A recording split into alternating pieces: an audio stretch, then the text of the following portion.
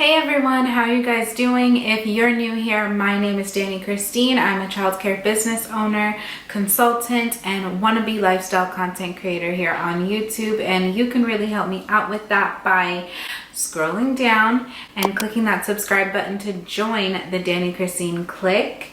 If you haven't already done so, then be sure to visit my website, dannychristine.com, and subscribe there as well. And since you're already up there or over there in your new tab button because you paused this video to go subscribe to my site, you should also go subscribe to childcaresites.com. If you want to do it after the video, that's fine. I'll leave all the links in the description. But I appreciate you for doing all of those things. When considering opening a childcare business, there are so many different options. There's home daycares that could be considered family daycares. There's center-based locations in commercial properties. There's school-age childcare facilities. There's 24-hour programs. There's honestly, there's so many different modalities of care and types of services that you can offer and age groups to care for that you can choose from. There's honestly a lot, and it can be overwhelming, especially if you're just starting out or you just came to this realization that you want to open a childcare business, but you love children of all ages and you have flexibility. There's a lot of different things that you can choose from. And of course, you don't have to stick in your hometown of opening a childcare business. There's many different areas that you can open a childcare business in, regardless of whether you live in a certain town or certain city or even a certain state or country.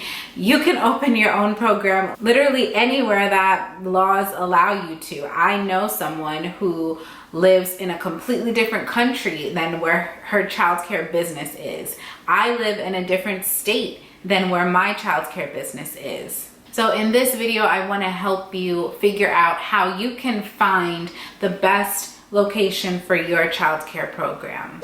I've said this before and I'll say it again, that when you're first considering the startup process and beginning to business plan for your childcare program, that you shouldn't be so consumed and overwhelmed by the competition in the areas that you're considering. I honestly don't think that that should be the number one deciding factor, because honestly, competition is going to be everywhere. It just depends on how big of a scale the competition will be. However, if this is something that you have flexibility with, if you have multiple options of different sites that you've been looking at that you can make offers on or have the ability to rent out, or if you're trying to start up a home daycare and it's just you, like when I first started, I was 20 years old and it was just me and I was looking for a place to live, so I really had the flexibility to just pick myself up and move myself into a new house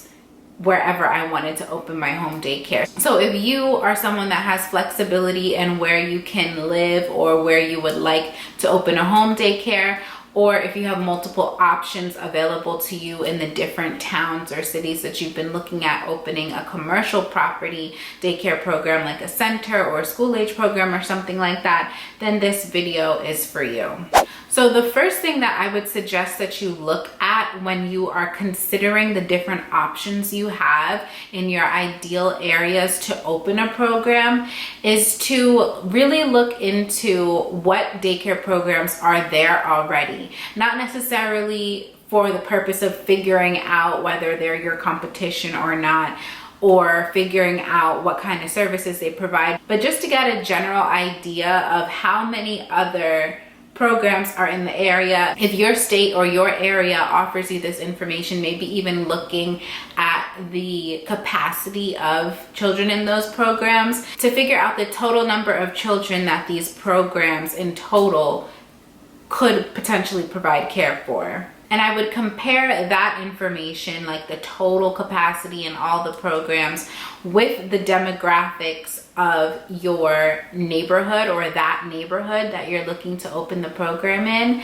This is probably something that you can easily find on Google by typing in, I don't know, Queens, New York population or Queens, New York demographics. Basically what you want to look for within the demographics and the population is about how many young children there are around the ages of the children that you're trying to provide care for. So you would compare that number with the number that you got from the total capacity count that you did. And that's kind of how, in general, a very, very, very simple and very basic first step of research into whether or not there's a need in that community for another childcare business. That is not an expert level thing to do. There are people, I believe, whose job it is to dive deeper into research and actual like current up-to-date websites and stuff to figure that stuff out. That's not my job. That's not something that I do professionally or know how to do on an expert level, but that is honestly something that I checked out for a very brief moment before opening my center. I did my Googles and I looked in to see how many programs were in the area versus how many children were in the area. Regardless of what it said, knowing myself and knowing what I did not know back then, I would have still done what I did, but I just was curious. Now, if you want to go even further into doing that research to find out the need or the demand for a quality childcare program in the area, something that you could do, not necessarily what I would suggest, just because I'm honestly more so about minding my own business and just trying my best to like focus on my own business, but something that you could do that I have heard be done before is to call those other childcare programs that you found and see if they have available space. If all of the childcare programs that you found, or the majority of them, do not have any available space, they tell you that they're filled to capacity or there's a waiting list, then most likely that means that there are not enough available spaces for childcare in that area, and you opening your own childcare business there might have a decent flow of children from the beginning, which is great. It's a blessing. It's not guaranteed, but it's possible. And it's possible regardless for you to have a decent flow of incoming students from the minute you open your doors, if you take the proper steps prior to opening. And I've spoken about this in a previous video. I've also touched on why it's important to do social media marketing prior to you even getting a license, to start building up your enrollment and gaining some noticeability in that area.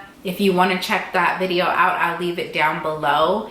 And I've also done a video on why it's important that your childcare business has a website, specifically a website that can help you easily get found on Google and other search engines by families in need of childcare. And I will also leave that video in the description. And if you already saw that video, or if you just know that you need a website already, but you're not sure how to do it, then childcaresites.com can definitely help you to design a beautiful website that has great search engine optimization to make sure that you get found on Google by families in the neighborhood where your childcare business is. So visit childcaresites.com to get a custom designed website for your childcare business. Now, after you've figured out what kind of care you want to provide and also done your research on the areas that you're looking at to open your childcare business, then the next thing that you want to do is consider the neighborhood itself. What other types of businesses are in the area that provide services for or sell things for children, or are just community organizations like local libraries, ice cream shops, toy stores, just other places that you feel you can make a connection with that business owner to kind of do some business to business marketing and exchange information with and exchange offers with, to see if you can have a good group of community people to collaborate with, where you could exchange business information, and when they have customers with children, they can give out coupons or discount or special offers for your childcare business, and you could do the same for them. If you find a great area that has good businesses like that around you, that's a great opportunity in itself, where you can form relationships with those business owners and help you build your enrollment in that way. That is one way to build enrollment, not the only way. You shouldn't only rely on something like that, but that's a good way to start. If you want more tips like this or need help during your childcare business startup process, or if you just have any other questions related to the childcare business, I'd be happy to get you booked for a consultation. Definitely visit dannychristine.com/book-danny or email me at info@dannychristine.com and I can get you scheduled on my calendar for a consultation. If you like this video, then please be sure to give it a thumbs up and turn on the notification bell so that you can be the first to know about the next one. Thank you so much for watching. I will talk to you guys next time. Bye-bye. There's dogs outside of community